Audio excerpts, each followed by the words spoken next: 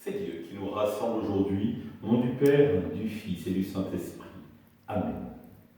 Prions pour nos frères et sœurs malades.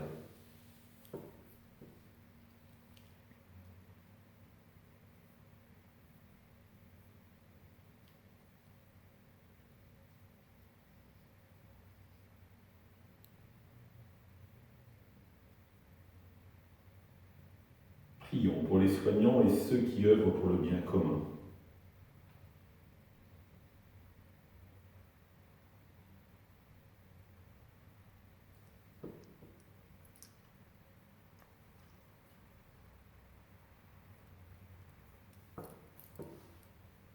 Prions pour ceux qui sont en angoisse, la solitude, que l'Esprit Saint vienne les visiter.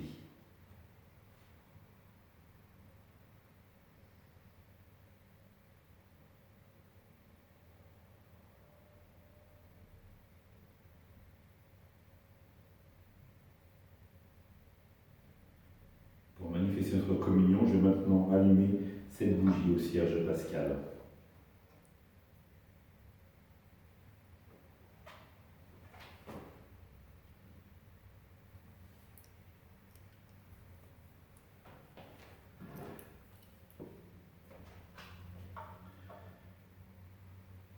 Dans l'évangile de Marc, en partant de là, Jésus se rendit dans les territoires de Tyr. Il était entré dans une maison et ne voulait pas qu'on le sache. Il ne put rester inaperçu. Une femme entendit aussitôt parler de lui. Elle avait une petite fille possédée par un esprit impur. Elle vint se jeter à ses pieds. Cette femme était païenne, syrophénicienne de naissance.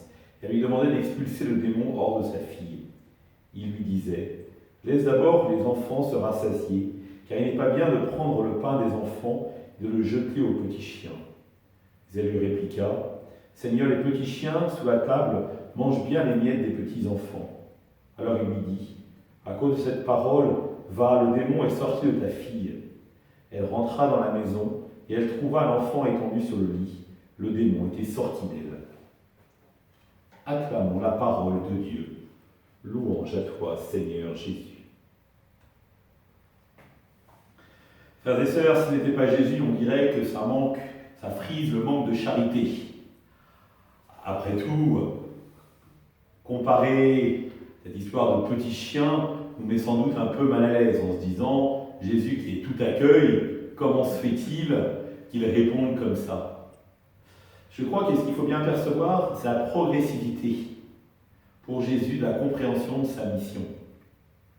C'est progressivement, au départ, qu'il va réaliser que c'est pour tout le monde entier que sa mission est, et pas uniquement pour le peuple juif. Et c'est quelque chose d'important, parce que c'est pour cela que nous sommes là aujourd'hui. Si Jésus s'était contenté au monde juif, nous ne serions pas là. Alors oui, prendre conscience de l'universalité de la mission, ça va se conclure évidemment dans la finale de l'évangile de Matthieu. Rappelez-vous, allez de toutes les nations, faites des disciples et baptisez-les au nom du Père, du Fils et du Saint-Esprit. Mais cette histoire des petits chiens me rappelle autre chose.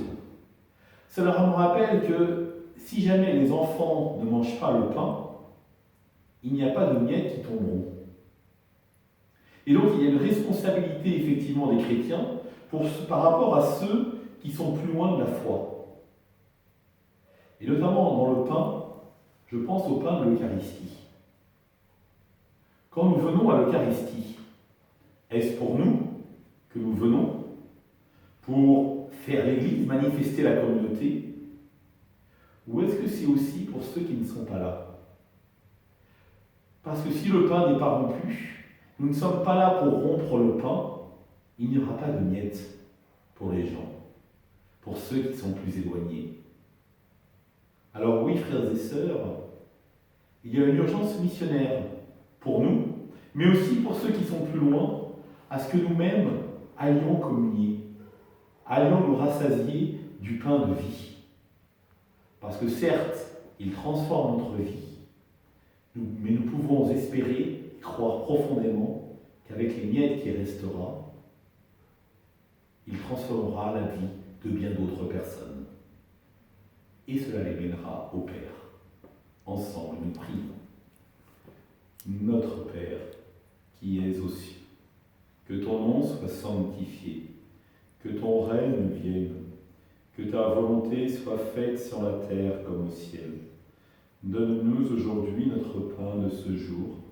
Pardonne-nous nos offenses, comme nous pardonnons aussi à ceux qui nous ont offensés.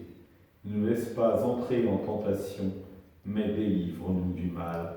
Amen. Que le Seigneur nous bénisse, nous accompagne notre journée, nous garde dans la paix, au nom du Père, du Fils et du Saint-Esprit. Amen. Je vous rappelle le petit teasing qu'il y a pour le carême, pour vous donner envie de vivre les EFF, les équipes fraternelles de foi, avec la découverte de l'oraison. À demain.